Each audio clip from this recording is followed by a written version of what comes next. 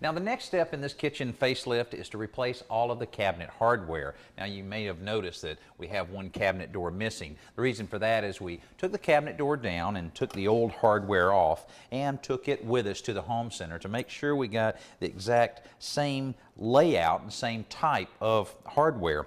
Now it's very important on any offset hinge like this that you do match up the old and the new type of offset, as well as the holes lining up. That's very important because when you take the old hardware off and you use the new, you don't want to have to do any paint touch-up. This will cover that and you won't have any problem.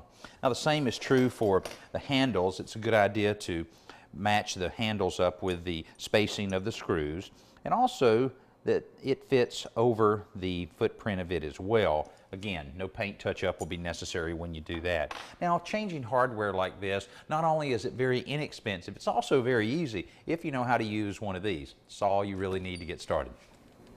And if an old-fashioned screwdriver works well, then a cordless drill driver is even better, or at least it's a lot faster. In another effort to speed things up, we're reusing the old hardware's mounting screws since they're the same size as the new ones.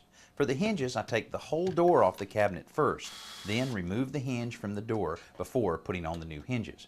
This is where having identical screw patterns comes in handy, because installing the new hinges, then mounting the doors is a no-brainer if everything matches up. Now that's quite an improvement here in the kitchen, and the hardware only cost us $30. Now your personality can really come out in hardware like this, and it can vary in price quite a bit on the quality and exactly the type of hardware that you choose. But like I say, this is very simple. Only took us about an hour to put all of this together.